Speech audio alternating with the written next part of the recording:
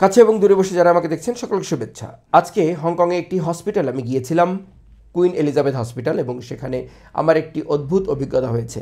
আমি ভাবলাম এই অভিজ্ঞতাটি আমার সাবস্ক্রাইবার এবং যারা বন্ধুরা আছেন তাদের সাথে আমার শেয়ার করা উচিত। আমি আমার নাম্বার নিয়ে দাঁড়িয়ে আছি, কোনো লাইনে আমি ঢুকছি না। দুটো উইন্ডো রয়েছে, দুটো লাইন রয়েছে, ডানে এবং বাঁয়ে। একটি নীল কালারের বক্সের মধ্যে যে নাম্বারগুলি আসবে তাদের জন্য একটা উইন্ডো, সেখান থেকে আপনি কালেক্ট করবেন। আরেকটি হচ্ছে কমলা কালারের, সেখান থেকে আপনি কালেক্ট করবেন যদি আপনার নাম্বারটি কমলা কালার বক্সের মধ্যে স্ক্রিনে দেখা যায়। এবং এখানে বলা রয়েছে যে আপনি আসলে আপনার নাম্বার আসার আগে আপনি কিউ করবেন না, রাইট? তো আজকে দেখা গেল আমি ওয়েট করছিলাম এবং আমার নাম্বারটা যখন ব্লু লাইনে আসলো তখন আমি সিকিউরিটি গার্ড একজন দাঁড়ানো থাকেন সেখানে, তাকে দেখালাম যে আমার দেখুন 219 নীল এবং এখানে এসেছে। সো আমি লাইনের মধ্যে ঢুকে গেলাম। এখন লাইনে ঢোকার পরে যখন দাঁড়িয়েছি 5-6 জন সামনে রয়েছে আমার, এবং সেখানে দেখলাম একদম সামনে যে ব্যক্তিটি রয়েছেন তিনি যাচ্ছেন না, তার পেছনে যে রয়েছেন তাকে যেতে দিচ্ছেন। এভাবে একজন, দুজন, তিনজন হলো। সিকিউরিটি গার্ড এসে তাকে জিজ্ঞেস করলো আপনার নাম্বার কত, আপনার নাম্বার কি আসলে এসেছে? তিনি তক্কা করলেন না এবং দেখালেন না, একটা গো ধরে থাকলেন আর কি। তো এখন মারা তো যায় না বা কিছু করা যায় না। সিকিউরিটি গার্ডও এক জায়গায় চুপচাপ বসেছিলেন, বৃদ্ধ মানুষ মানে দাঁড়িয়েছিলেন, আমিও দেখছিলাম। তো এর মধ্যে তার নাম্বার চলে আসলো, তার নাম্বারটা ছিল 220। দেখুন হিসাবে কিন্তু আমি তার এক নাম্বার হলেও আগে, আমার কিন্তু আগে যাওয়ার কথা ছিল, বাট তিনি গেলেন। তিনি যখন গেলেন, যখনই নাম্বারটা এসছে তিনি দেখছিলেন, আমি দেখছিলাম এবং সিকিউরিটি গার্ডও দেখছিল, তিনি গিয়েছেন নাম্বারে। পরে তিনি যাওয়ার পরে কাউন্টার থেকে তাকে রিফিউজ করা হলো যে আপনাকে এখান থেকে দেওয়া হবে না, আপনার তো কমলা কালার এসেছে। তো আমরা দেখলাম ইয়েস, তার তো কমলা কালার এসেছে। তখন সিকিউরিটি গার্ডের সাথে আমি একটু কথা বললাম, অফকোর্স চাইনিজে। অ্যান্ড দেন সেই বেচারি গিয়ে আবার ওই কমলা লাইনে গিয়ে দাঁড়ালেন এবং 20-25 জনের পরে। তো দেখুন এখানে আমি একটা জিনিস শিক্ষা গ্রহণ করলাম যে একটি কথা আছে না, আমাদের আগে গেলে বাগে খায়। তো নিয়ম শৃঙ্খলা না মেনে চললে আমরা অনেক সময় অনেক লম্ফজম্প দেওয়ার চেষ্টা করি, আমরা মনে করি যে আমি উতরে যাব। ইয়েস, হয়তো অনেক সময় যাওয়া যায়, কিন্তু আইন মেনে চলা অত্যন্ত জরুরি। বিজনেসের ক্ষেত্রেও যেমন জরুরি, ওষুধ কালেক্টের ব্যাপার তো আমরা দেখতেই পেলাম।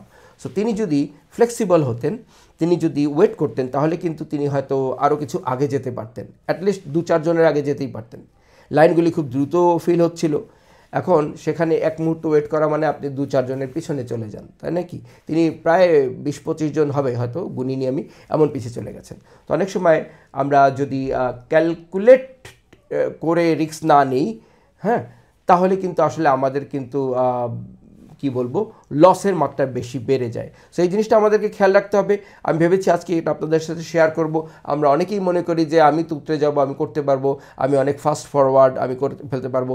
কিন্তু অনেক সময় আইন শৃঙ্খলা যেগুলি বানানো হয়, নিয়ম শৃঙ্খলা বানানো হয়, সেগুলি ভালোর জন্যই বানানো হয়, অথবা তার কোনো একটা রিজন আছে, এবং সেটিকে যদি পালন করেন তাহলে কিন্তু হয়তো অনেক ক্ষেত্রে আপনি আপনার রাস্তাটা সুগম হয়, যে স্পিডে আপনি যাচ্ছিলেন সেভাবেও যেতে পারবেন। কিন্তু এভাবে করে কিন্তু হয়তো তার লস হয়ে গেল, আমাদেরও অনেকের লস হয়।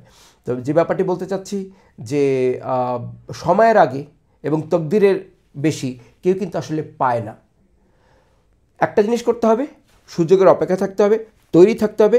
জীবনের আরেকটি বিষয় হচ্ছে, বিশেষ বিষয় হচ্ছে যে তৈরি থাকা, সব কিছুর জন্য তৈরি থাকা, ভালো মন্দ সব কিছুর জন্য তৈরি থাকা। এবং যখন আপনার টাইম এসেছে তখনই আপনার সেখানে একদম যাওয়া উচিত এবং করা উচিত। জীবনে যে জিনিসটি আসলে প্রণিধানযোগ্য, যে একটা আইডিয়া বা একটি কাজের যখন সময় আসে তখনই করা ভালো, তখনই করা ভালো, তখনই করা ভালো যখন একটা আইডিয়ার বা একটা সুযোগের সময় আসে। সুযোগ এর সদ্ব্যবহার সময়ের সাথে যে করতে পারে সেই আগে যায়। সো আমরা অতিরিক্ত কনফিডেন্স নিয়ে না দাঁড়াই বা না কিছু করি। কনফিডেন্স অবশ্যই আমরা থাকি, কিন্তু এক্সট্রা না, ওভার না, রাইট?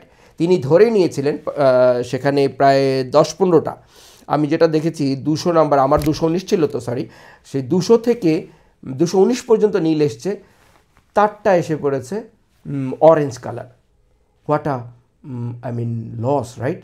সো যাই হোক, আপনারা সতর্ক থাকবেন, আমি মনে করলাম যেটা আপনাদের সাথে শেয়ার করা উচিত। ধন্যবাদ সকলকে, খোদা হাফেজ।